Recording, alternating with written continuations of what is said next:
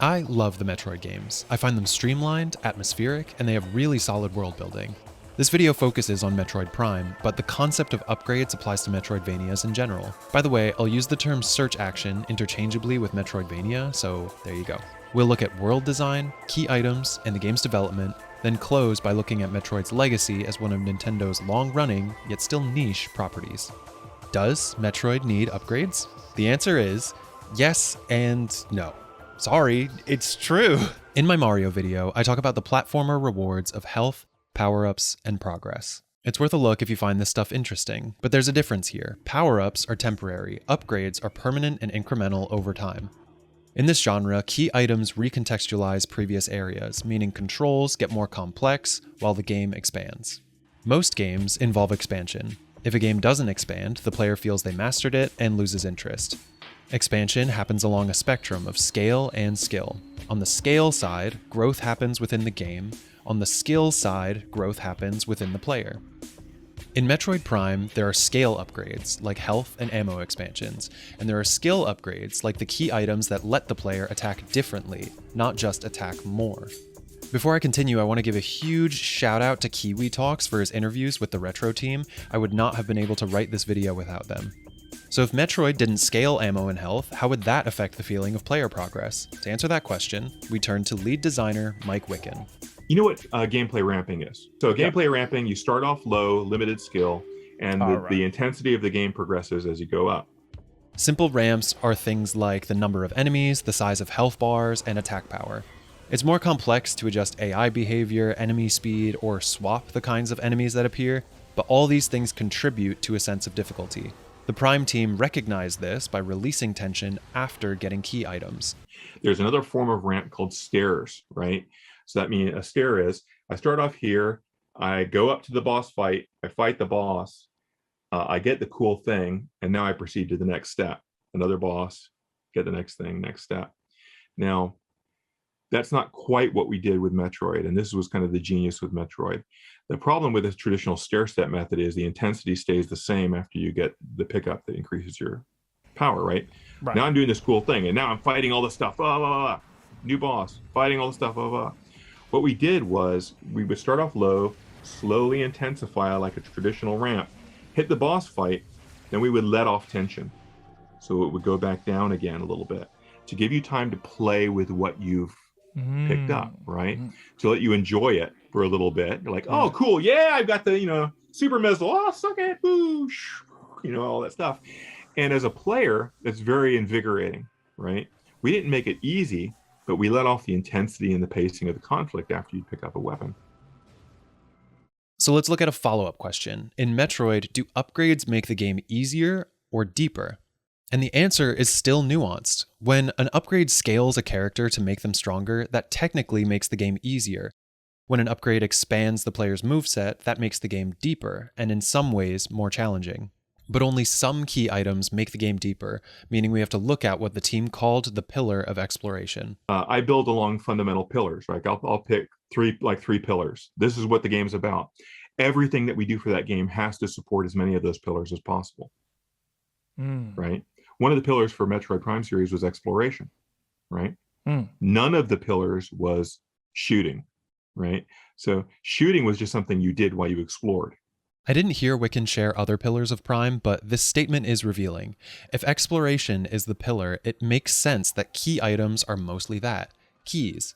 Their main purpose is to build the scale of the world, not to make movement or combat that much deeper. The Morph Ball locks momentum when changing states, discouraging switching back and forth for quick movement. The Morph Ball camera roams freely, also making the player vulnerable to off-screen attacks during combat. The speed boost has offensive capability, but it's minor. Basically, all this means the Morph Ball should be used in the situations that it's designed for, not really all the time. Visors have trade-offs, toggling the visibility of some enemies for others. The grappling hook isn't for combat or puzzles, it's to climb environments we previously couldn't. The closest thing to a puzzle is this room in Magmoor Caverns, but I would say it's more of a platforming challenge than anything. Super missiles and power bombs increase the scale of combat and allow access to new areas and blow up walls for collectibles. They add combat options, but there may be situations the player won't want to use super explosives and save them for a block path later. Even though I prefer dual-stick shooters, it really took concentration to switch visors and beams under pressure. I didn't memorize their locations, I would just check the corner of the screen. Except for the thermal visor and the ice beam. I would think to myself, down, lower, temperature. And I would remember. Don't judge me. The space jump increases mobility, allowing the player to jump over shockwaves and do a mid-air dodge, but the majority of time I was just using it for running around and to protect myself from landing lag. Some enemies have weapon weaknesses. The wave beam is strong against devices and energy creatures. Ice is more deadly in Magmor caverns. Explosive boxes show up in the mines, discouraging lock-on in favor of crowd control, until eventually plasma is stronger than all of those. Generally, one enemy has one weakness, and facing multiple means prioritizing your approach. Individual encounters may not be deep, but group encounters force the player to attack one at a time. It's pretty easy to remember yellow enemy equals yellow beam, but if the enemies are all different colors, it can be tough dealing with a group of troopers. A grupa troopers, if you will. Still, troopers and Metroids amount to color matching. There have been a few games that fully explore a color matching combat system, but the Prime designers maybe thought it was more impactful when saved for the final boss. I'm really not sure. I'm not saying the combat is bad, I'm just saying combat is not the priority of this game. Let me use another genre, fighting games. Fighting game characters start at full capability. As the player spends more time with a character, they discover their moves, matchups, strengths, weaknesses, and, in a good fighting game, they'll learn to make the most of that character. That's the far end of the skill spectrum. The game isn't really changing, the player is. Without leveling up, the sense of mastery comes from beating tougher opponents. To really put a point on this, if Metroid is about expanding scale and skill at the same time, then yes, it needs upgrades. But upgrades like this have trade-offs, and the rest of this video will look at what those trade-offs are. So if key items are mostly built to support exploration, we need to understand world design, specifically linear versus open world design. Prime balances linearity and exploration, and this spectrum has been explored to varying degrees throughout the series. Here are the pros and cons of linearity. On the pro side, all concepts can be explored. There's a straightforward story, there's a straightforward skill curve, and there are no dead ends. On the con side, they can be restricting, there's a lack of discovery, if there's a difficulty spike, the player must improve, and events can feel inevitable. There are pros and cons to open worlds. On the pro side, there's a sense of discovery, events can feel player-driven, there's a research feeling to world building, you can feel supported by community discussion, and there's sequence breaking for replayability. On the con side, you can get lost, there are soft gates or unpredictable skill curves, and there can be backtracking through empty or boring areas.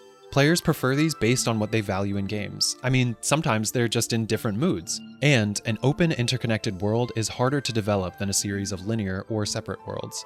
Jack Matthews acknowledges this genre of games isn't super profitable. Yeah, the whole exploration and shooter but not military thing, I don't know if it wasn't copied because we nailed it so well, or if it wasn't copied because I don't know that people could find a way to make money on that kind of game. When speaking about Super Metroid development, composer Kenji Yamamoto and then designer Yoshio Sakamoto didn't have the fondest memories. Yamamoto: even when I began this work, I remember the sheer hell with Sakamoto during Super Metroid. Haha. Sakamoto: that was a disaster. Although you might have heard the rumors, we couldn't go home, and since we worked on Super Metroid every day and night, people openly said, "I just don't want to do this, haha." And everyone roars with laughter. Mike Wicken talks about focusing a majority of time on the player package before designing the world. So what that meant is early on, we were relatively slow in production in final content, but the last probably 6 months of production was laying in about 75 to 80% of the game. Front loading was putting all that together. The rest of it was just pouring all the content in. So we can assume open world design is hard. If we're making a world, we should put items in it, and in search action games, some of those are key items. The fundamental challenge with key items is that they are linear. On my latest playthrough of Metroid Prime, I avoided guides, since I didn't beat the game as a kid.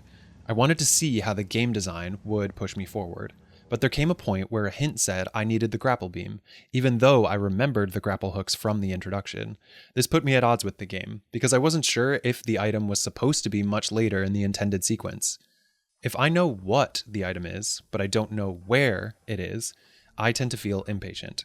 Some people might argue this builds anticipation, and that I would feel more catharsis if I found other items first, and continued to wonder about the grapple beam.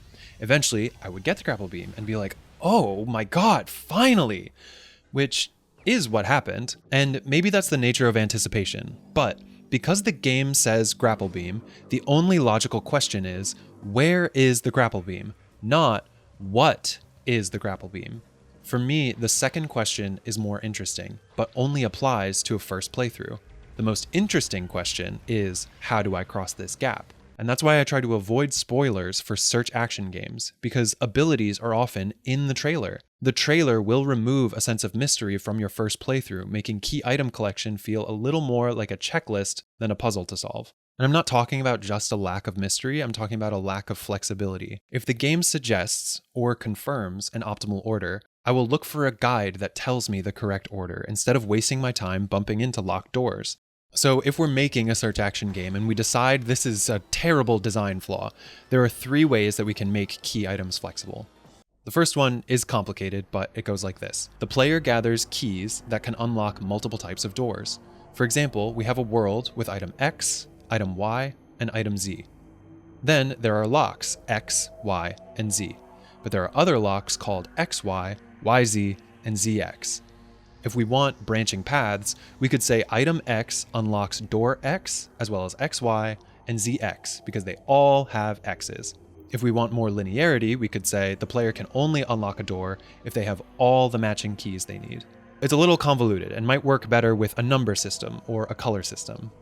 The second solution is giving the player a full tool set from the beginning and letting them go anywhere without dead ends. Instead of keys, the player cares about doors, which can be unlocked in any order. This is the approach of Zelda Breath of the Wild. When that game came out, it was refreshing because it wasn't about the designer's path. It was about the player's path. This pushes designers to instead reward the player with combat, dungeons, story, side quests, puzzles, whatever. And our third solution is technically sequence breaking, which uses movement or glitches to force an out-of-order unlock. By definition, sequence breaking goes against a designer's intent. Developers have tried to patch out sequence breaking from Metroid Prime over the years, since they see it as a sign of an unpolished game. So if we look at these 3 options and decide they're not in the spirit of our search action game, we can refer to Mark Brown's dependency charts from his Boss Keys videos about Metroid. Wide charts, like this one from Super Metroid, mean a map has branching paths, implying there are more things you can do before you get to a locked door. Narrow charts mean a more linear path of keys and doors. Branching paths allow the player to get lost, narrow paths don't. Brown argues that narrow paths are better suited to action challenges and a series of puzzle rooms, rather than spatial reasoning. Spatial reasoning is when the player has to memorize previous locations, building a mental map of doors to unlock, which some players just don't enjoy. However, most people would agree that spatial reasoning is a defining feature of the search action genre. That's why we land at locked doors, where we need to turn around and then check elsewhere. That's why the Prime designers provide extra hints so a player doesn't just give up and say, oh, this world is poorly designed, I'm lost. Hints are a concession if we're using linear key items in a world with branching paths. Hints, unfortunately, undermine the player's ability to figure things out for themselves and remove a sense of mystery, but given everything I've said, I hope you can understand why they exist. So far, we've looked at a few concepts: permanent upgrades, scale and skill expansion, linear versus open world design, and the quirks of key items. So next, let's apply these concepts to a wide view of the main sections of Metroid Prime. The game begins with a tutorial that does a few things. It reveals the potential of the player, it helps contextualize obstacles for when the player sees them later on, and it emphasizes scanning.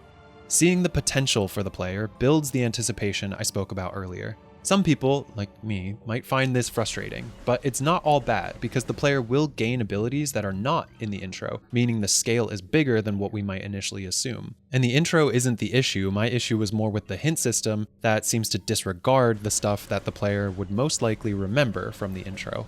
But I digress. In terms of obstacles, if the player sees a small hole without knowing that there's a morph ball, it could be harder to connect the dots. Same thing with the grapple hook, which we already talked about. The intro also teaches the player about scanning. I appreciate the consistency of making important scans red, whether they're interactable or considered a main collectible. If a room looks empty, it should become reflexive to try scanning, or later using the thermal and X-ray visors to look deeper. The scan visor also solves a quirk from Super Metroid. I love that game, but Girl, what is this? I appreciate that they're symbols, but at least unique rocks fit the surrounding environment, kind of like Metroid 2. At its best, the scan visor rewards curiosity while maintaining some mystery. We don't know what Byzantium is, but it is red, and there are also red doors. In my view, this is good anticipation, because the player will ask, what is the red item? Instead of, where's the plasma beam? Because the hint didn't spoil it by saying, you need the plasma beam before you had it. Finally, scanning also tells the story of Metroid Prime, which is great. It has really interesting themes of environmentalism and the ethics of research. Prime increases in scale while demanding more skill from the player by rewarding exploration with lore, key items, firepower, and health pickups. There's a smooth difficulty curve from the Chozo Ruins to the Phendrana Drifts, Magmoor Caverns, and Crashed Frigate. The space pirates follow this curve closely. The first space pirate is immobilized, shooting as it dies from an unknown ship catastrophe. The next space pirates are regular grunts, running around and shooting and dodging aggressively. Next are the flying pirates, who shoot even more aggressively and have more movement capability. Then there are the troopers, which require changing beams before attacking, forcing the player to decide their attack order. Then there's the phazon mines, which are a notorious difficulty spike, sometimes prompting players to backtrack for health and ammo before returning. This is a moment when scale clearly increases the difficulty of the game, because there are only 3 save points spread really far apart. And there are a lot more enemies. The enemies are also more aggressive, with more specific weaknesses, ramping up that skill requirement that we've talked about. I really like the late game. I find it a relief after collecting all the key items, and it feels like a victory lap in which most obstacles and enemies are trivial, and you can focus on the artifact hunt. For me, one of the rewards of search action games is backtracking with upgrades. Maybe after defeating all the bosses, there could have been fast travel between save points to cut down backtracking, but backtracking makes sure the player builds a relationship with the map. And once the player has all key items, they're more likely to stumble upon health and ammo upgrades. So I think the lack of fast travel is a justifiable creative choice. It might be divisive, but I do think it's a valid choice. With more time, the developers may have been able to modify Magmoor Caverns, since it has received criticism for being a high traffic area with less rewards for that repetition. It's certainly faster going through Magmoor when you have your full abilities, but that doesn't quite solve our problem. The late game also requires more use of the map screen instead of wandering. The map screen has a learning curve, but I can't really think of alternatives that still show up in 3D. Maybe locking the map north would build a stronger sense of place, but that might be more of a preference than a hard rule. And again, creatively, I think there's value to a map just feeling strange if the player is navigating an alien world. I don't know if that sounds like I'm justifying, but that's how I feel about it. Towards the end of the game, you fight Ridley in Metroid Prime. The end. Okay, I will credit the final boss for forcing the player to switch beams and visors during the fight. It's really engaging, but only made me wish there were more demanding enemy encounters like it. After beating the game, I'm not much of a speedrunner or completionist, but Prime definitely has its fans in those communities. Check out the research playlist in the description, because that side of the game is pretty awesome. It's too bad the game doesn't have a log for all scanned items. It will mostly show you enemies, lore, and artifact hints. It would be cool if there was like a wiki that you could just read everything that you've seen, but whatever. Metroid Prime Remastered includes a hard mode after beating the game once, which decreases Samus's attack by 50% and raises enemy attacks by 50%. Remember scale? That's scale. Okay. I honestly can't tell if Metroid Prime is great because of Nintendo's close watch on retro or in spite of it. I didn't realize the extensive collaboration that went into this game until researching this video, and it's a fascinating example of different design philosophies creating something they may not have achieved independently. The staff interviews that I'm about to get into are full of design advice, work anecdotes, and are worth a look for any creative, but especially for game developers and Metroid fans. A theme across these interviews is a deep respect for Shigeru Miyamoto, the creator of Mario, Zelda, Donkey Kong, Satoru Iwata, CEO of Nintendo at the time, and of Kensuke Tanabe, the co-producer of Metroid Prime. It's common for Japanese developers to be reserved or self-effacing, and I wouldn't be surprised if Nintendo employees are discouraged from discussing work openly. At any rate, a Japanese magazine called Nintendo Dream asked Tanabe, "What is Metroid to you?" He answered, "Thus far, it's a game I've looked at objectively. While we are both at Nintendo, since we have been in different positions, I've just seen products from R&D 1. I think that's why I've never been involved in any of these titles. Because of that, since it was about 1 year after the disc version came out that I entered the company, this was a period where I had a strong sense of playing games rather than making them. So it's a game that's very dear to me. Okay, so Metroid is a game that is very dear to Mr. Tanabe.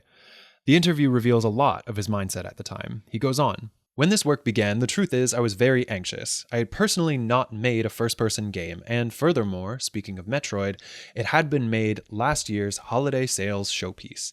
Well, when I started to get involved, the game hadn't taken shape. Moreover, I wasn't just making one game, I was working on several simultaneously. Although I was having help from other people, I was always worried if it would be finished properly. Because of that, when we showed last year's E3 version, my first thought was, it better go well. Nintendo dream. But although you were worried about just that, it was given good reviews in America.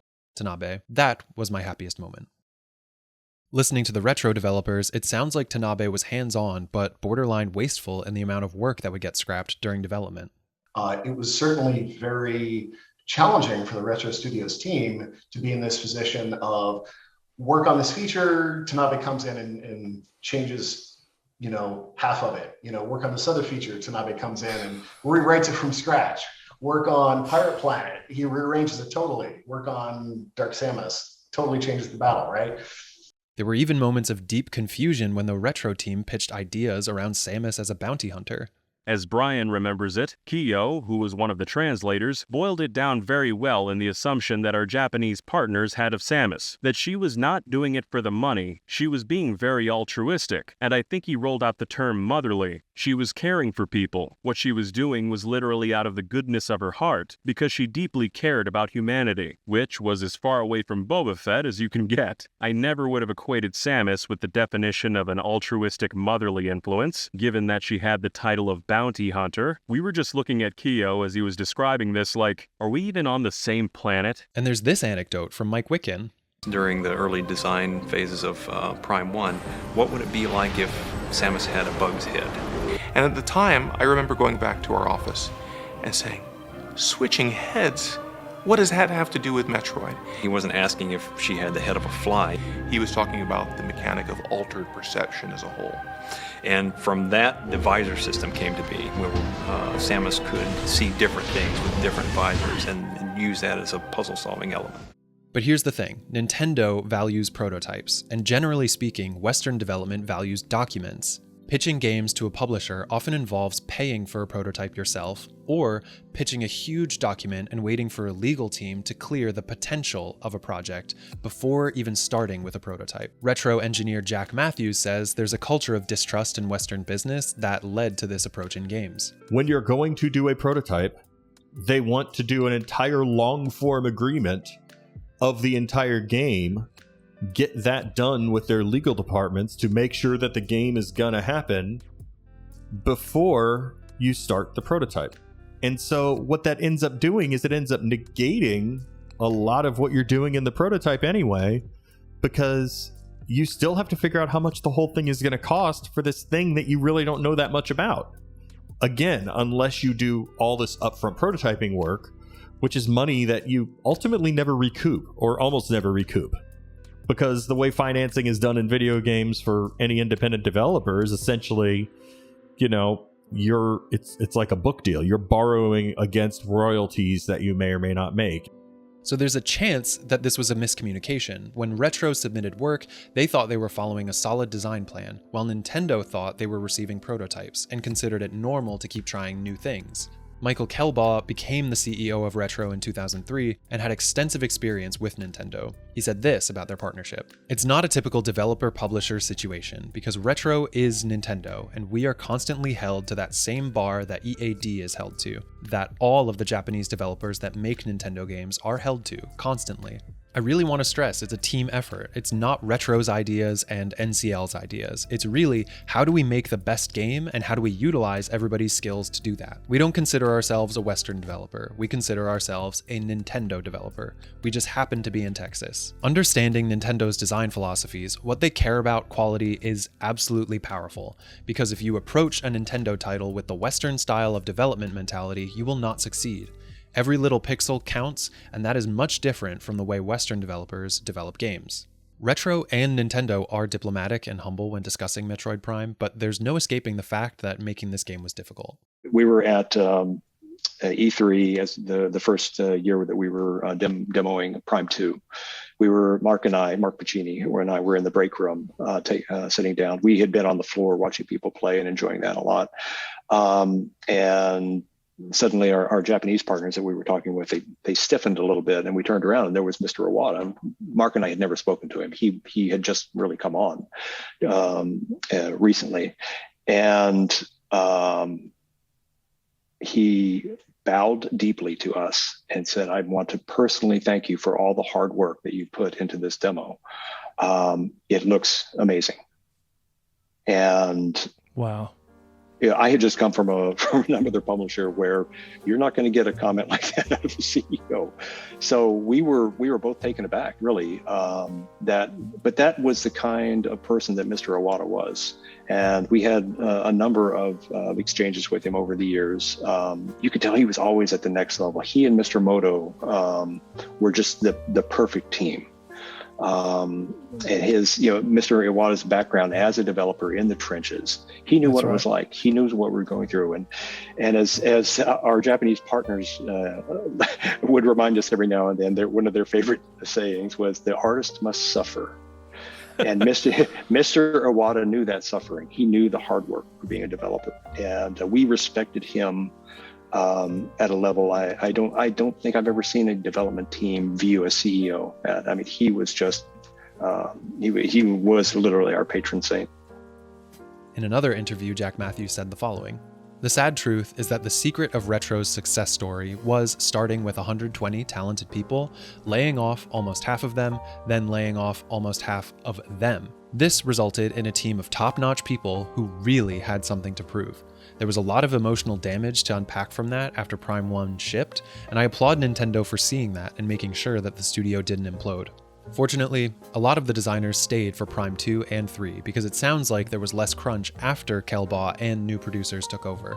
Still, with all the code, sweat, and tears, Metroid isn't as highly regarded in Japan, and this could be from a number of factors. Prime was in first person, and first-person shooters generally aren't popular in Japan, especially in 2002. The game features a solo protagonist, which may be more appealing to Western audiences, and Nintendo is a family-friendly company. Among their first-party titles, Metroid is kind of weird." I want to get some clarification on this. So just correct me if I'm wrong. Okay, so from what I understand is Nintendo always wanted the Metroid Prime games to be in first person, primarily because Metroid is a Western franchise, and Western developers are better at first person shooters than Japanese developers, right? That's right. It was never intended to be a third person shooter, was it? Nintendo did not intend it to be a third-person shooter. When we did our first prototypes, we did do them as third-person. But I mean, these were the initial getting streaming working and stuff. I believe they might have seen that. We had basically a third-person Samus kind of running around between doors, and then they immediately put the kibosh on it. We're like, no. We said first person, we meant first person. 100% of the reason we got it is because, and this is apocryphal, I heard it through people there, was essentially that Metroid was not all that popular in Japan, but every time Miyamoto came to the West in the N64 era, people in North America were just constantly barraging him with questions about when a Metroid was going to come out on the N64. So far, Retro is best represented in the Metroid Prime trilogy, where you can play each of the games with pointer controls and see all of the original staff credits. Because, unfortunately... Did I bring up the credits? No, you didn't bring up the credits at all. The original Retro staff were not included in the credits of Metroid Prime Remastered. No, and by the way, that stuff, I mean, I'm harping on it only because it's sad, it's unfortunate. But I also know that the legacy of the game is going to live on. And probably the saddest part about it is just that it is the game that is the best one I've made in my career. And it probably will be.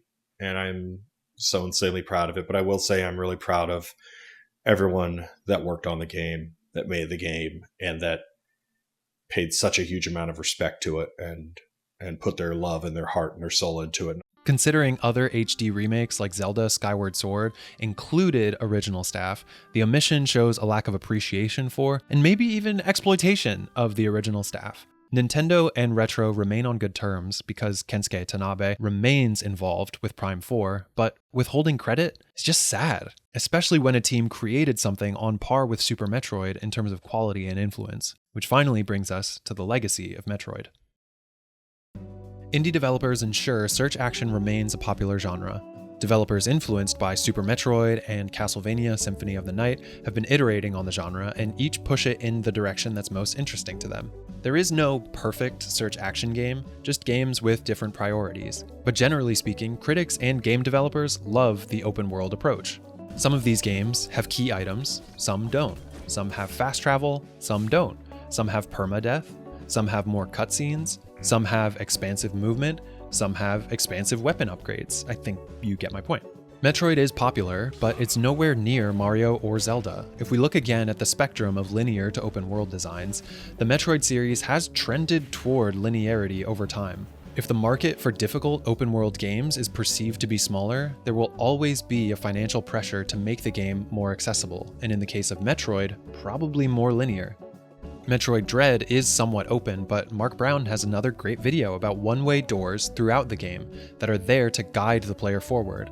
Does this mean Nintendo is more or less comfortable with open world designs? This company did produce Breath of the Wild, but as I mentioned, that's a very different genre of open world design, and Metroid Dread sold better than Metroid Prime Remastered. I have a feeling this discourages Nintendo from spending on further remasters while Prime 4 is in development. Mike Wicken is optimistic about Prime 4, and so am I. And Metroid 4 will be great, right? Because a lot of the core designers and stuff on the team were guys who were there when I was there. They understand what a Metroid game is. It'll be great. I take his comment to mean a design philosophy like the Metroid Prime trilogy, especially if Tanabe continues involvement in the series. Each of those three games are different from each other, so I'm not sure the direction that 4 will end up. Still, for whatever reason, Nintendo keeps Retro Studios as the underdog. They barely marketed Prime Remastered, then surprise dropped it during a Nintendo Direct. Apparently, a USK rating appeared for the game as early as 2021, meaning the game may have been ready and the company chose not to release it. I'm really not convinced Nintendo understands the overseas appeal of Metroid. They seem to support the franchise just enough to let it perform, but not so much that it can flourish.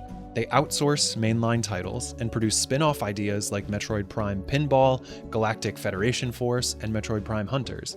If they were really just protecting the integrity of the franchise, I don't think those spin-offs would exist. Sorry. The Nintendo staff who contribute to Metroid are of course super talented, but it seems like Retro has the honor of experimenting the most within the mainline series, despite it being an uphill battle. It's kind of poetic, considering Samus's ability to survive harsh environments. What are some of your favorite search action games? Do you like leveling up a character, or do you prefer adventures of wit and skill? Do you wish there were more open world Metroid games, or open world games in general? If you liked this video, share it with a friend. If you didn't like it, share it with an enemy. Bitbutton is a small channel devoted to media analysis of all kinds, and we currently have a short film in development. If you have the means, you can support the channel on Patreon. Thank you so much for watching. See you next time.